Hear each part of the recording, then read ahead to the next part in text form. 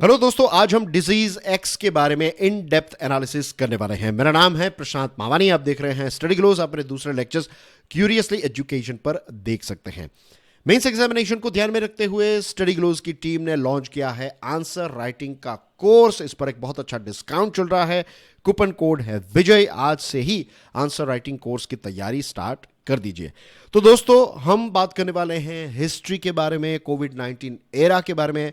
Scientist जो हैं उनकी क्या वार्निंग है या फिर रेड फ्लैग साइंटिस्ट क्यों दिखा रहे हैं, क्या क्या रेड फ्लैग्स हैं, कितने अलग अलग प्रकार के वायरसेस अभी हमें देखने को मिले और वायरस इस प्रकार से क्यों स्प्रेड होते हैं और कितने अलग अलग पैंडेमिक्स अभी तक आ चुके हैं और इनका सॉल्यूशन क्या है, क्या क्या चीजें ऐसी हैं जो हम कर सकते हैं। We are going to talk about it in detail.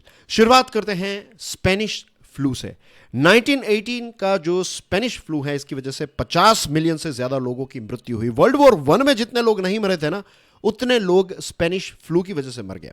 और साइंटिस्ट ये बता रहे हैं कि अब जो फ्यूचर में जो पेंडेमिक आएंगे ना, वो स्पेनिश फ्लू से ज्यादा डेंजरस हो सकते हैं। दोस्तों, हम सब जानते हैं कि कोविड-19 के समय पर क्या हुआ था। उस समय पर बहुत ही एक ब्लीक या फिर अंधेरा भरा हुआ एक एनवायरनमेंट हमें देखने को मिल रहा था। बहुत सारे इन्फेक्शंस के केसेस आ रहे थे। हॉस्पिटल्स जो है उसमें बेड्स खाली नहीं थे।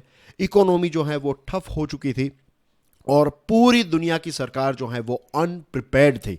बहुत सारी जगहों पर तो ये फिक्शन जैसा लग रहा था। मुझे आज भी याद है, हमारे देश में बहुत सारे लोग ऐसे बात कर रहे थे कि इंडियंस की इम्यूनिटी जो है वो बहुत ज़्यादा है, क्योंकि यहाँ पर उतना हाइजीन नहीं है। यूएसए, यूके, इटली, ये सारे देशों में लोग बहुत हाइजीन हैं, वहाँ पर एनवायरनमेंट क्लीन है। ये सारी चीज़ों की वजह से वो थोड़े सॉफ्ट हैं, राइट, उनकी इम्यूनिटी थोड़ी कम है। लेकिन कुछ समय के बाद हमारे देश में धड़ाधड़ ये केसेस हमें देखने को मिले और उसके बाद लोग जो है वो चुपचाप, ये जो फिक्शन फैलाने वाले लोग थे वो अपने घर में बैठ गए, राइट।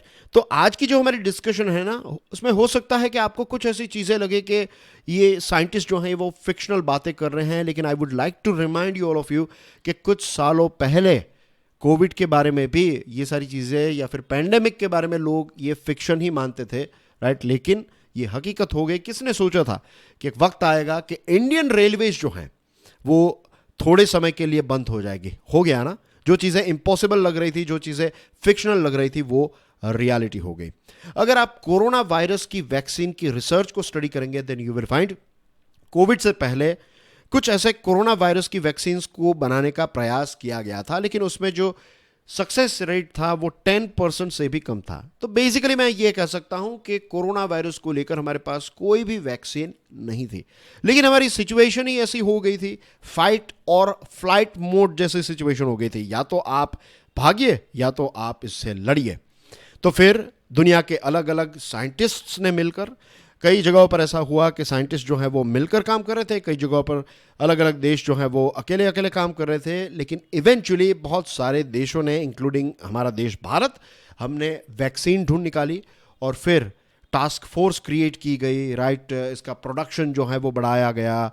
बहुत सारे देशों को वैक्सीन सप्लाई करने का काम, इंटरनेशनल डील्स, ये सारी चीज़ें जो हैं वो हुई थी।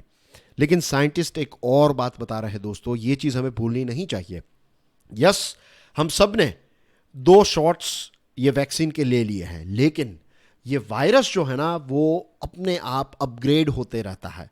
तो नए नए वेरिएंट्स जो हैं इसके आ सकते हैं और ये पूरे चांसेस हैं कि एक और ज़्यादा इन्फेक्शियस, एक और ज़्यादा इम्यून इवेडिंग वेरिएंट आ सकता है, जो अभी हमने वैक्सीनेशन ली है ना उसको बाईपास करके हमें प्रभावित करने वाला, हमें बीमार पाड़ने वाला एक ऐसा वायरस जो है वो आ सकता है, राइट। तो we have to be careful about it. और साइंटिस्ट जो हैं वो यही बात बता रहे हैं, यही वार्निंग दे रहे हैं कि डिजीज एक्स नाम का एक पेंडेमिक जो है वो फ्यूचर में हो सकता है, राइट। रही बात डिजीज एक्स की, तो उसके बारे में साइंटिस्ट ये भी कह रहे हैं कि अब जो पेंडेमिक आएगा उससे जो बर्बादी होगी, कैटास्ट्रोफी जो होगी, वो अनइमेजिनेबल होगी, राइट। कोविड-19 जो है इसके सामने कुछ नहीं लगेगा। हमें लगेगा कोविड-19 तो बहुत ही एक माइल्ड वेरिएंट था। इतने सारे लोगों की मृत्यु हो सकती हैं और अनफॉर्चुनेटली हम ये डिजीज एक्स को लेकर आज भी तैयार नहीं है। दुनिया जो है वो डिजीज एक्स को लेकर उतनी ज़्यादा तैयार नहीं है। अब प्रश्न ये भी पैदा होता है कि ये जो अलग अलग वायरसेस हैं, राइट, ये क्यों हमें मीन्स क्यों वायरसेस के नए नए वेरिएंट्स हमें देखने को मिलते हैं? क्या हम हमेशा के लिए इसको बंद नहीं कर सकते? The answer is no. The reason is दोस्तों, एज वी ऑल नो, कि वायरस जो है वो भी एक जीव है, और वायरस का प्रोग्रामिंग ऐसा है कि वो भी अपने आप को सर्वाइव करना चाहता है, वो भी अपनी स्पीसीज के सर्वाइवल को लेकर ऑटोमेटिकली चिंतित है। तो वो अलग अलग जगहों पर घूमते रहता है, नए नए होस्ट्स जो हैं वो ढूंढते रहता है। अब देखिए, स्मॉल पॉक्स, इबोला, HIV और इस जैसे दूसरे जो ऐसे डेडली वायरसेस हैं ना, वो अलग अलग स्पीसीज में होकर इंसानों तक पहुंचे हैं। और ये वायरसेस जो हैं वो अपने आप को रेप्लिकेट कर सकते हैं, अपने नए वर्जन्स जो हैं वो क्रिएट कर सकते हैं, और अगर इनको रोका नहीं गया तो फिर ह्यूमन बींग्स के लिए एक बहुत बड़ा खतरा भी क्रिएट कर सकते हैं। साइंटिस्ट्स ये बता रहे हैं कि अभी उन्होंने 25 ऐसे वायरस फैमिलीज को रिकॉग्नाइज किया। Remember, this are the families, right? ये मेन फैमिलीज हैं, और ये फैमिलीज के अंदर बहुत सारे अलग अलग वेरिएंट्स हैं, और ये पूरा पोटेंशियल रखते हैं कि ये एक नया पेंडेमिक क्रिएट कर सकते हैं। और साइंटिस्ट ये भी कह रहे हैं कि 1 मिलियन यानी कि 10 लाख से ज़्यादा वायरसेस जो हैं ये तो अनआइडेंटिफाइड है, अनडिस्कवर्ड है, इनके बारे में तो हमें कुछ पता ही नहीं है। और कोविड-19 जो है, it was not the first pandemic. सिर्फ आप पिछले 23 सालों का कैलकुलेशन करें या फिर 20 सालों का, तो 2000 से लेकर 2019 या फिर 2020 तक बहुत सारे अलग अलग पेंडेमिक आ गए हैं। 2002-2004 के बीच में सार्स आया, 2004 में H5N1 बर्ड फ्लू, 2009 में H1N1 स्वाइन फ्लू, मर्स आया 2012 में, इबोला 2014-16 में, और जिका 2015-16 में। So as you can see, COVID से पहले इतने सारे अलग अलग पेंडेमिक्स आ चुके हैं। प्रश्न ये भी उठता है कि इतने सारे पेंडेमिक आ गए तो इनको हम कंट्रोल कैसे कर पाए? क्यों ये सारे पेंडेमिक्स हमें प्रभावित नहीं कर पाए? रीज़न इसके अलग अलग जो पेंडेमिक्स थे उनकी अलग अलग ताकतें थी। फॉर एग्जांपल, मर्स जो था तो इसकी इन्फेक्टिविटी बहुत ही कमज़ोर थी, तो इसकी वजह से ये एक ही या फिर कुछ ही क्षेत्रों के अंदर लिमिटेड रहा। स्वाइन फ्लू की बात करें तो इसका फेटालिटी रेट जो है वो बहुत ही कम था, तो इसकी वजह से ये उतना ज़्यादा चर्चा में नहीं आया। और सार्स की अगर हम बात करें तो उस समय पर बहुत ही स्विफ्ट यानी कि स्पीडीली और कोऑर्डिनेटेड तरीके से इंटरनेशनल रिस्पॉन्स दिया गया, तो इसकी वजह से इसको हम कंट्रोल कर पाए। तो बेसिकली आप कह सकते हैं कि कहीं ना कहीं मैं तो कहूँगा कि गुड लक के साथ साथ अच्छी प्रिपरेशन की वजह से ये अलग अलग जो इससे पहले के कोविड से पहले जो पेंडेमिक आए थे उनको हम रोक पाए। जस्ट इमेजिन कि अगर इबोला, जिसका फेटालिटी रेट 67% जितना है, बर्ड फ्लू का 60% है, मर्स जो है इसका 34% है, तो जस्ट इमेजिन कि अगर इसके कॉम्बिनेशन वाला अगर कोई डिजीज़ आता है, for example disease x, right, जिसमें मीजल्स जितना इन्फेक्शियसनेस हो कि ये इतना स्पीडीली स्प्रेड हो सकता है, और इबोला जितनी इसकी फेटालिटी हो, तो यू कैन इमेजिन कि अगर ये स्पीडी भी है और डेडली भी है तो फिर हमारी हालत जो है वो क्या होगी। We all can imagine, right? ये बहुत ही ख़राब हालत हमारी हो जाएगी। अब रही बात पेंडेमिक के, इतने सारे पेंडेमिक्स और फ्यूचर के पेंडेमिक्स के बारे में ये साइंटिस्ट जो हैं ये इतना ज़्यादा चिंतित क्यों हैं? दोस्तों, इसके पीछे मेन रीज़न है हमारी मॉडर्न लाइफस्टाइल, राइट? अगर 3 चीज़ें हैं। नंबर 1 अगर हम देखें तो ग्लोबलाइजेशन जो है इसकी वजह से इंटरकनेक्टेडनेस जो है वो काफ़ी ज़्यादा बढ़ चुकी है। जो स्पेनिश फ्लू था उस समय पर उतनी ज़्यादा फ्लाइट्स अवेलेबल नहीं थी, राइट? तो डिजीज़ का पूरी दुनिया में फैलना जो है वो बहुत ही डिफ़िकल्ट था, लेकिन आज it is very very easy. दूसरी चीज़, अर्बनाइजेशन की वजह से हम सब लोग जो हैं वो भीड़ में रहते हैं, और एज वी ऑल नो कि पेंडेमिक को क्या चाहिए, वायरस को चाहिए भीड़ इनके लिए सर्वाइवल के लिए बहुत ही अच्छी बात है, और भीड़ जो है वो इंसानों के सर्वाइवल के लिए, खास करके पेंडेमिक के दौरान, it's a very very dangerous thing, it's a ticking time bomb. Number 3, climate change क्यों हो रहा है? क्योंकि हैबिटाट डिस्ट्रक्ट हो रहा है, राइट? हम अलग अलग जंगलों को काट रहे हैं, मॉडर्न एग्रीकल्चर को स्प्रेड करने के लिए जंगलों को काटा जा रहा है, वेटलैंड्स और बहुत सारी नेचुरल चीज़ें जो हैं जहाँ पर बहुत सारे वायरसेस रहते हैं, ये सारे वायरसेस अलग अलग स्पीसीज में रहते हैं। अब हम इनको क्लियर कर रहे हैं, तो अब इनको एक प्रकार का आप समझ लीजिए कि एक वायरस पैराडाइज मिल रहा है, वायरस पैराडाइज वाला सिनारियो, जहाँ पर वायरस जो हैं वो पहले एक लिमिटेड क्षेत्र में थे, अब उनकी रेंज जो है वो और ज़्यादा बढ़ जाती है। तो ये सारी चीज़ों की वजह से आने वाले फ्यूचर में पेंडेमिक्स जो हैं वो और ज़्यादा डेंजरस और ज़्यादा स्पीडीली स्प्रेड होंगे। दोस्तों, ये सारी चीज़ें तो थोड़ी डरावनी बातें हो गई। अब प्रश्न ये उठता है व्हाट टू डू, हम क्या चीज़ें जो हैं वो कर सकते हैं, what we should do basically. देखिए, इमीडिएट एक्शन की ज़रूरत है और इमीडिएट एक्शन के लिए सबसे पहली चीज़ जो हमें चाहिए दैट इज़ फंड्स, पैसे। पैसे के बिना कुछ नहीं होगा। इसका एक एग्जांपल देना चाहूँगा।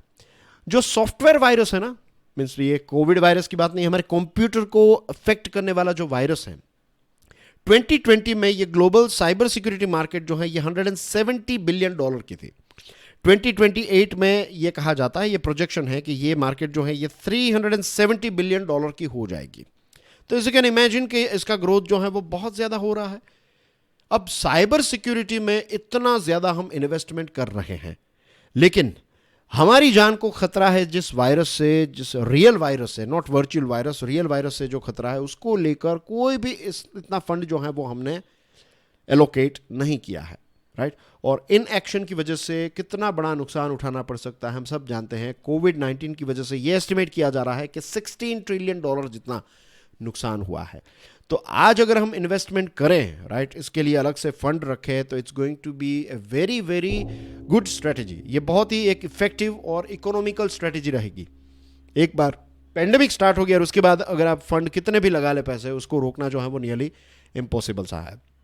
इसी के साथ prototype vaccine essential for non virus family. जो वायरस के फैमिलीज के बारे में हमें पता है, तो उनके एक प्रोटोटाइप यानी कि उनके एक मीन्स अभी एक इनिशियल वैक्सीन बनाने की शुरुआत जो है वो हमें कर देनी चाहिए। और डिजीज एक्स जो है वो किस प्रकार का होगा, अलग अलग कैलकुलेशंस करके हम उसके क्या क्या वेरिएंट्स हो सकते हैं, कितना डेंजरस हो सकता है, तो उसको लेकर आज से ही वैक्सीन बनाने की शुरुआत जो है, इस पर R&D करने की शुरुआत जो है वो हमें कर देनी चाहिए। यही इसका एक बेस्ट सॉल्यूशन है। इसी के साथ दोस्तों, एक चीज हमें समझनी है, एंड दैट इज कि yes we can beat it, right. It is not impossible, हम ये चीज कर सकते हैं, लेकिन उसके लिए कंडीशन है ग्लोबल रिस्पॉन्स। यूनिटी से हम कोविड-19 को लड़ पाए, कोविड-19 को हरा पाए, उसके पीछे रीजन था unity. So we need to do the same thing here कि दुनिया के अलग अलग साइंटिफिक इंस्टीट्यूशंस जो हैं वो एक दूसरे के साथ मिलकर फ्यूचर के जो वायरसेस हैं उन पर R&D करें। अगर कोई वैक्सीन मिलती है तो उस वैक्सीन को दूसरे देशों के साथ शेयर करना, इस पर किसी भी प्रकार के रिस्ट्रिक्शंस या फिर पेटेंट के हर्डल्स, ये सारी चीज़ें नहीं होनी चाहिए। डिजीज़ एक्स जो हैं उसके लिए हमें एक पोर्टफोलियो अप्रोच की ज़रूरत है, यानी कि मल्टीपल लेवल पर हमें काम करना पड़ेगा। नंबर 1 इज़ ऑफकोर्स वैक्सीन जो है वो बनाने पर काम करना पड़ेगा। दूसरी चीज़ जो है ग्लोबल मैन्युफैक्चरिंग पर फोकस करना पड़ेगा कि कहाँ कहाँ पर कौन कौन सी वैक्सीन बनाई जा सकती है। फॉर एग्जाम्पल फाइजर और मॉडर्ना जो हैं ये अमीर देशों के लिए फिट बैठती हैं, और ऑक्सफोर्ड एस्ट्राजेनिका जो है वो डेवलपिंग देशों के लिए वहाँ पर उसका प्रोडक्शन करना फिट बैठता है। तो इस प्रकार से हमें आज से ही प्लान करना पड़ेगा। इसी के साथ जो लिमिटेशंस हैं उसको आज से ही सॉल्व करने की कोशिश, जैसे कि ड्यूरेबिलिटी, कि वैक्सीन को क्या आप कितना इजीली ट्रांसपोर्ट कर सकते हैं, इसकी वैलिडिटी क्या रहेगी, राइट, कितनी अफोर्डेबल अब इसको बनाई जा सकती हैं, एक्सेट्रा एक्सेट्रा। इनोवेटिव वैक्सीन के ट्रायल्स को ढूंढना, और इसी के साथ साथ हमें कुछ ऐसी चीज़ें, एडवांस ग्लोबल सर्वेलेंस क्रिएट करने की ज़रूरत है, ऐसे सिस्टम्स क्रिएट करने की ज़रूरत है जिससे हम एडवांस लेवल पर, या फिर आप समझ लीजिए कि वायरस आने वाला है उससे पहले अगर हम कोई अलार्म मिल जाता है कि कौन कौन सी ऐसी जगह है जहाँ पर ये चीज़ें हो सकती हैं, उसमें भले ही हमें आर्टिफिशियल इंटेलिजेंस या फिर जो नई टेक्नोलॉजीज़ हैं, इमर्जिंग टेक्नोलॉजीज़ का इस्तेमाल करना पड़े, then we should do it. But हमें चाहिए एक एडवांस्ड ग्लोबल सर्वेलेंस सिस्टम, ताकि वायरस के थ्रेट को जल्द से जल्द डिटेक्ट किया जा सके, या फिर उसकी जो पॉसिबिलिटीज़ हैं उस पर हम फोकस कर सकें। फ्यूचर में जब पैंडेमिक्स आएंगे तो क्या स्कूल्स बंद रखी जाएगी, क्या लॉकडाउन्स किए जाएंगे, क्या ट्रैवल बैन्स होंगे, क्या मास्क के गाइडेंस क्या क्या होंगे, ये सारी चीज़ें भी अभी से प्लान की जा सकती हैं, राइट। और आइसोलेशन जो है इट इज़ नॉट गुड। कोविड-19 से हमें यही चीज़ सीखने को मिली है। व्हेन आई से आइसोलेशन आई मीन टू से नॉट इंडिविजुअल आइसोलेशन, इंटरनेशनल अलग अलग देशों के जो आइसोलेशन थे, दैट इज़ नॉट हेल्पफुल। मिलकर सभी देशों को काम करना पड़ेगा, तभी जाकर ये फ्यूचर के पेंडेमिक को हम हरा पाएंगे। और अगर कोई वैक्सीन हमें मिलती है तो ये वैक्सीन को लेकर अलग अलग देशों को ट्रेनिंग प्रोवाइड करना, उसके फॉर्मूला को शेयर करना, ये सारी चीज़ें जो हैं वो भी हमें आज से ही करनी पड़ेगी। एंड लेट्स होप कि जो 2020 में वैक्सीन नेशनलिज्म आया था, राइट, कि हमारे देश की वैक्सीन सिर्फ हमारे देश के लिए, इस प्रकार का एटीट्यूड कुछ देशों ने अपनाया था, तो लेट्स होप कि ऐसा ना हो। इसके साथ साथ वर्ल्ड हेल्थ ऑर्गेनाइजेशन की भी काफ़ी निंदा हुई थी। तो एक coalition for epidemic preparedness innovations हैं, CEPI, WHO जो है वो भी CEPI को मानता है। तो हम एक ऐसा इंटरनेशनल बजट क्रिएट कर सकते हैं कि ऐसी बॉडी, लेट्स से कि CEPI जो है it's going to be umbrella body, और फ्यूचर के पैंडमिक जो हैं उनको हैंडल करने का काम, क्या क्या रिस्ट्रिक्शंस होंगे, क्या चीज़ें करनी है, डूज एंड डोंट्स, ये सारी चीज़ें जो हैं वो CEPI इश्यू करेगी और दुनिया की सारी गवर्नमेंट जो हैं वो CEPI को फॉलो करेगी। इसी के साथ एक इंटरनेशनल बजट भी क्रिएट करना होगा और अलग अलग देशों की वेल्थ के हिसाब से, वो कितने पैसे वाला देश है, उस हिसाब से अपने अपने कॉन्ट्रीब्यूशंस जो हैं वो सारे देश करेंगे। और इसी के साथ we need a global pandemic treaty कि हम इंफॉर्मेशन शेयर करेंगे, वैक्सीन की अकाउंटेबिलिटी, ये सारी चीज़ें। तो कोविड-19 के सक्सेस से हमें ये चीज़, एक चीज़ जो समझने को मिली है, एंड दैट इज़ कि सफलता अगर चाहिए, दुनिया को सफलता चाहिए इस प्रकार के पेंडेमिक्स के खिलाफ, तो यूनिटी इज़ द सॉल्यूशन। मिलकर काम करेंगे then we would be able to survive, वरना फिर चीज़ें जो हैं वो बहुत ही डेंजरस हो जाएगी। And that's everything in today's discussion. I hope आज के इस इन डेप्थ एनालिसिस से आपको डिजीज़ एक्स के बारे में बहुत सारी चीज़ें जो हैं वो पता चली होगी। Thank you very much for your love and support. God bless you all. जय हिंद।